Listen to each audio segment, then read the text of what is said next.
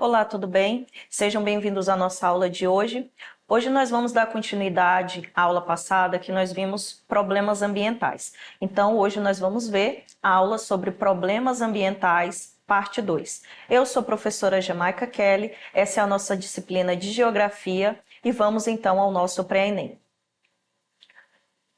Bom, só lembrando, quando a gente fala de problemas ambientais, a gente está falando relacionado à atividade humana, que vem causando diversos problemas ao meio ambiente, que prejudicam a vida no planeta e interferem nas dinâmicas naturais da Terra, sendo um dos assuntos mais cobrados nas provas, nas avaliações, principalmente do Enem.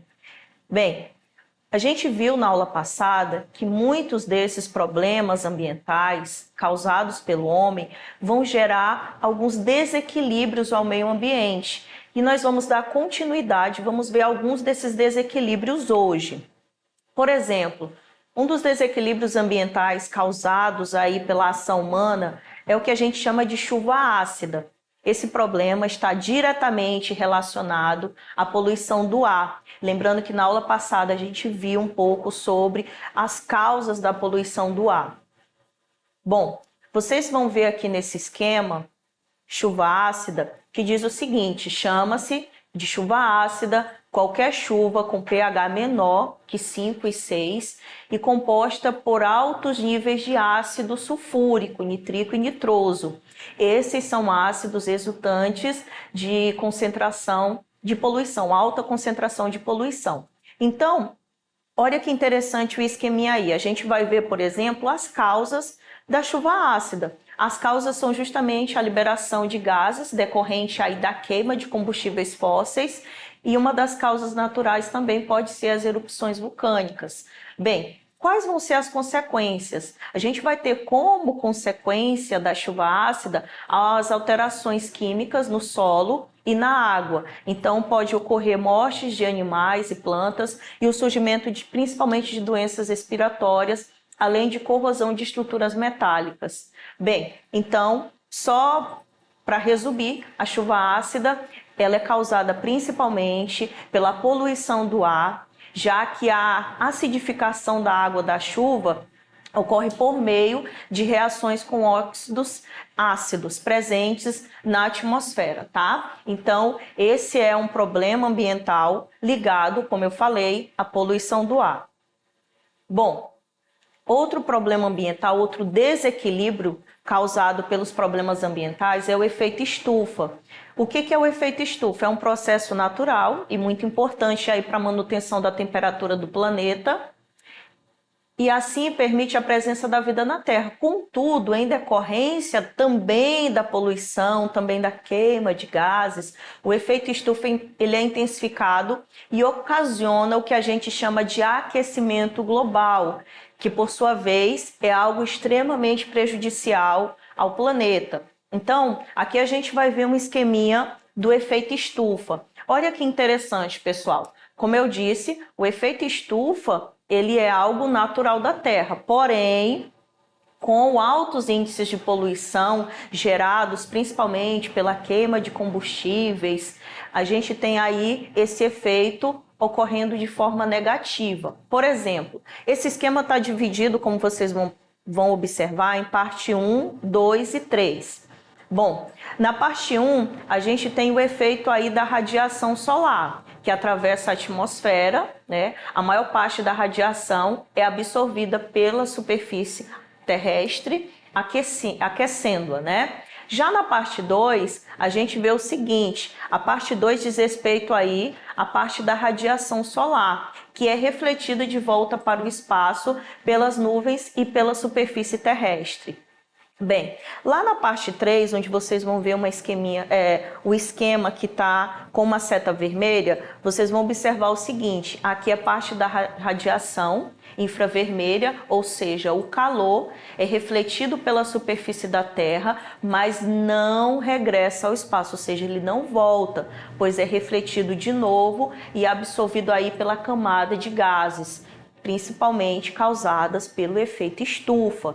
Logo, o efeito estufa vai provocar o aquecimento da superfície terrestre e, por sua vez, causar aí o que a gente chama, tá, de aquecimento global, conforme vocês podem aí ver na imagem, ok? Bom, o aquecimento global é um problema ambiental, como eu já disse, fruto da emissão exagerada de gases, tá, de efeito estufa, como por exemplo o CO2. E esse CO2 ele é liberado principalmente pela indústria, ele também é liberado através do desmatamento, feito aí pela queima de combustíveis fósseis no setor automobilístico. Então as queimadas também são geradoras desses gases que vão causar o aquecimento global. Dentre as principais consequências do aquecimento global, a gente pode destacar o derretimento das calotas polares, conforme a gente vê aqui na imagem. Olha que interessante, o que vai resultar aí no aumento também do nível da água dos oceanos. Outros impactos significativos relacionados ao aquecimento global podem ser aí o aumento nos índices de incêndios e a perda da biodiversidade, além da acidificação dos oceanos e também a desertificação de biomas. Lembrando que nós já vimos aulas aí sobre os biomas e, infelizmente, o aquecimento global ele vai trazer vários riscos a esses biomas. Bom, agora nós vamos falar de um outro problema que é muito recorrente aí nas provas do Enem, o que a gente chama de ilhas de calor. Bem, o que é as ilhas de calor? Acompanhe comigo o esquema. Esse é um problema ambiental que vai ocorrer principalmente na zona urbana e que vai apresentar maior temperatura quando comparada ao ambiente rural. E esse efeito está relacionado à retenção de calor, principalmente pelo asfalto e a dificuldade de circulação do vento devido às construções e também devido à poluição atmosférica. Então, professora, o que seriam as ilhas de calor em resumo? A pouca vegetação faz com que as cidades fiquem cada vez mais quentes e que as áreas rurais, por exemplo, ao redor. Então é basicamente isso. As ilhas de calor elas são formadas principalmente, como eu disse, em ambientes urbanos. Conforme vocês vão observar na imagem, a gente tem uma área de floresta e a gente tem uma área de construções. Olha que interessante essa área, por exemplo, que está dentro desse perímetro vermelho. Aqui a gente vê, por exemplo, a presença de asfalto, de prédios. Logo, as ilhas de calor, o que o esquema mostra? Que essa área, por exemplo, representada pela cor vermelha, tende a apresentar temperaturas maiores que a área, por exemplo, ao seu redor, onde nós podemos, por exemplo, ver a presença de vegetação. Olha que interessante. Então, isso é o que nós chamamos de ilha de calor, ok? Bom, outro problema também causado aí pelas questões ambientais, também causado pela ação do homem, é a chamada inversão térmica. A inversão térmica consiste na dificuldade dos ventos circularem na atmosfera terrestre, ocasionado aí pela poluição do ar. Então, é um fenômeno que ocorre principalmente em grandes centros urbanos ou até mesmo em locais com expressiva atividade industrial. Aqui vocês vão ver um esqueminha no slide, representados aí pelo número 1, 2, 3 e 4. Então, para resumir a inversão térmica, vamos lá então aos pontos. Olha só, o ponto 1. O que a gente percebe aqui no ponto 1? Normalmente, as camadas inferiores da atmosfera são mais quentes do que a superfície. No ponto 2 diz o seguinte: o ar quente menos denso sobe carregando os poluentes, sendo substituído aí pelo ar frio. E no 3, em determinadas épocas do ano, as camadas inferiores podem ficar mais frias do que as camadas superiores. Isso é o que a gente chama de inversão. Logo, a gente tem no ponto 4 a consequência. Qual vai ser a consequência? O ar não vai conseguir circular verticalmente e a concentração de poluentes vai aumentar na atmosfera, formando um manto de poeira bastante concentrada. E é justamente o que a gente vê, por exemplo, na imagem. Bem, a imagem está distribuída em duas partes, conforme vocês podem ver. Bem, a primeira fala, por exemplo, o fluxo normal. Então, o ar frio o ar frio e o ar quente. Mas olha o que acontece na inversão térmica na segunda imagem. Na inversão térmica, a gente tem, por exemplo, o ar frio embaixo e o ar quente em cima. É justamente o que faz menção ao nome, inversão térmica, ok? Bom, outro problema causado pela ação humana, esse problema é chamado de eutrofização. Aqui tem um esqueminha para vocês observarem como que funciona a eutrofização. Ele é um fenômeno que ocorre no ambiente aquático, ou seja, ele ocorre na água, e ele ocorre justamente devido ao aumento de nutrientes da água provenientes da deposição de esgotos domésticos em rios, lagos, oceanos, que vai ocasionar o crescimento de algas na superfície, tá? E qual vai ser a principal consequência? A morte de ecossistemas. Olha que interessante o esqueminha da eutrofização. Então, a gente tem a eutrofização, em resumo, é o aumento da concentração de nutrientes no ecossistema aquático. Qual a principal causa? Lançamento de esgoto, e ele vai provocar o quê? Crescimento excessivo de algas e plantas aquáticas, tá?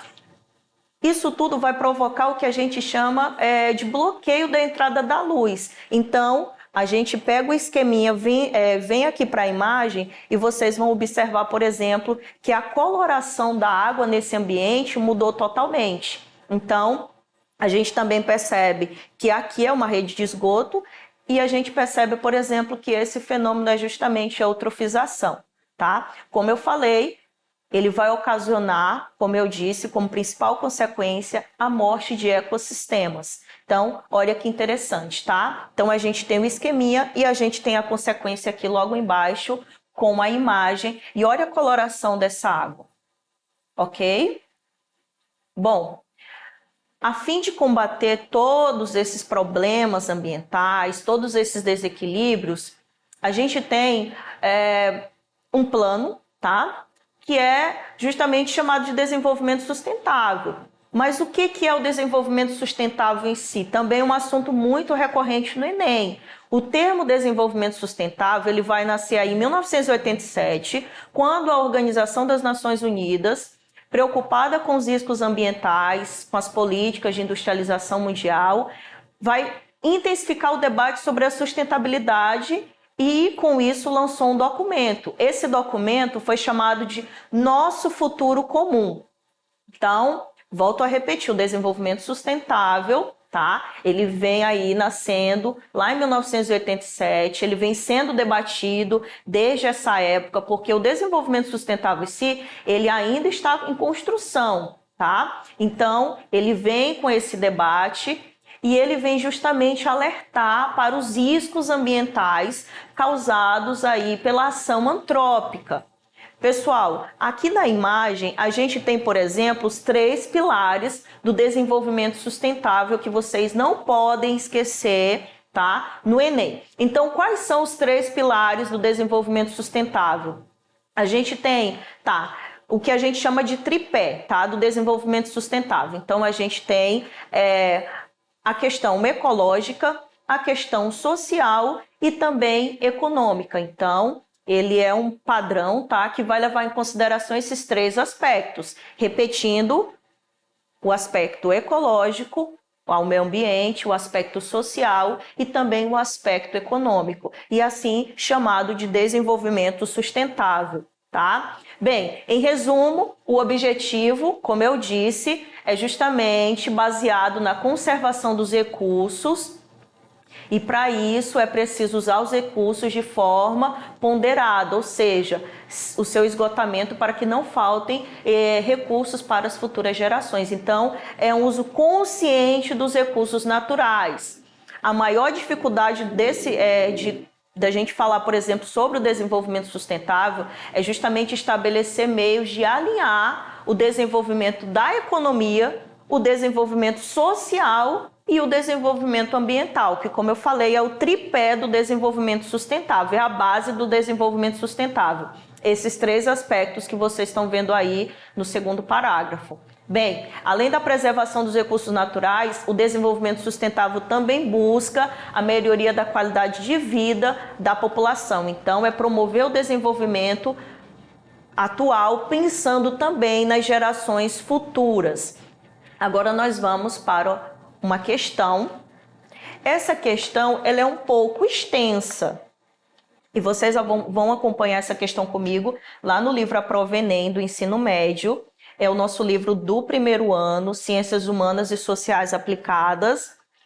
E vocês vão ver essa questão na parte de geografia, lá na página 73. Bem, essa questão, como eu disse, é um pouco extensa. Vamos à leitura dela? Primeiro, aqui a gente vai ter que associar a coluna, tá? As colunas, aliás, A e B. Então, de um lado, nós temos coluna A. Do outro lado, nós temos a coluna B. Vamos à leitura, então, para tentar identificar cada um desses aspectos? É tudo sobre a aula. O número 1 diz: a área central das grandes aglomerações urbanas, com prédios, asfaltos, poluição, cimento, concreto, que apresentam temperaturas mais elevadas que a periferia ou as áreas arborizadas maiores. Então, ele está falando de um local que tem grandes aglomerações urbanas, prédios, asfaltos, e que vai fazer aqui, todas essas construções tendem a fazer aí a temperatura aumentar. Bem, o número 2 diz o seguinte: a emissão de certos gases, como CFC, agridem a camada de atmosfera que filtra os raios solares e, como resultado desse processo, a gente tem o aumento dos casos de câncer de pele que podem aumentar. É aquela questão de sempre sair e utilizar o protetor solar. O número 3, o aumento da presença de certos gases, como o carbônico e o metano, entre outros, retém parte da reflexão dos raios solares na superfície terrestre e por isso provocam aí a elevação da temperatura no planeta. Para tentar reduzir esse impacto ambiental, foi proposto um acordo conhecido como Protocolo de Quioto. Número 4, a emissão de gases como enxofre, nitrogênio, carbono e outros podem diminuir ainda mais o pH da água das chuvas e causar corrosão de materiais urbanos, inclusive estátuas, e a morte da vegetação. Bem, número 5 é uma forma, tá? Forma de relação entre sociedade e natureza, capaz de suprir as necessidades da geração atual, sem comprometer a capacidade de atender às necessidades das gerações futuras. Então, vamos enumerar essas colunas? Bem, coluna B, a gente tem a letra A, pessoal. Então, desenvolvimento sustentável. O que é o desenvolvimento sustentável? Número 5, é uma forma de relação entre a sociedade e a natureza, onde se pensa na geração, tá, futura, ok? Então, sem comprometer aí a capacidade de atender, tá, as gerações futuras. Então, o número 5 faz referência ao desenvolvimento sustentável. Bem, letra B, quando a gente fala, por exemplo, de efeito estufa. O que é mesmo o efeito estufa? Só lembrando, tá, pessoal? O efeito estufa, ele é causado justamente pela emissão de certos gases, como CFC, que agridem a camada da atmosfera que filtra os raios solares e, como resultado desse processo, a gente tem o aumento dos casos aí de câncer de pele. Então, o efeito estufa, a resposta correta é o número 2, ok? Bem, quando a gente fala então, letra C, ilhas de calor. As ilhas de calor é o número 1, a área central das grandes aglomerações urbanas, com prédios, asfalto, poluição, cimento, concreto, que vão apresentar temperaturas mais elevadas comparado, por exemplo, às regiões periféricas ou áreas com vegetação. Então, e por último, a gente tem, por exemplo, tá? Aliás, penúltimo, a gente tem a chuva ácida. Bem, o que é a chuva ácida?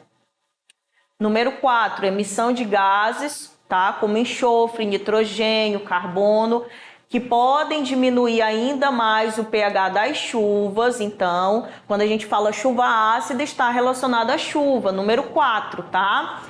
Podem causar aí a corrosão de materiais urbanos e até mesmo construções, tá, metálicas, inclusive estátuas, além da morte da vegetação. Bem, e quando a gente fala sobre o buraco na camada de ozônio, qual o número que nos resta? A gente tem aí o número 3, ok, pessoal? O aumento da presença de certos gases, como o carbono, e o metano, entre outros, tem parte da reflexão dos raios solares na superfície terrestre, e isso vai provocar a elevação da temperatura no planeta, que é o chamado aquecimento global. E para reduzir esse impacto, foi proposto esse acordo conhecido como Protocolo de Quioto, onde os países eles geralmente tendem aí a discutir essas questões voltadas, tá? Justamente para esse impacto, para esse problema do aquecimento global. Bem, logo, vamos então à sequência correta? Vamos lá. Número 1, letra C. Número 2, tá? Letra E. Número 3, letra B. Número 4, letra D. E número 5, letra A. Então, eu quero que vocês acompanhem comigo a sequência correta desse exercício, tá? A sequência correta vocês podem anotar aí, conforme está no livro. A sequência correta diz respeito à letra A sequência de números que tem na letra A. Vamos então repetir comigo. Número 1 vai ser a letra C. Número 2, a resposta é a letra E. Número 3 é a letra B. Número 4, letra D. E número 5 é a letra A. Então, a sequência de números corretos diz respeito à letra A. Esse é o gabarito da nossa questão. Bom, então essa foi a nossa aula de hoje. Espero todos vocês na próxima aula e até mais.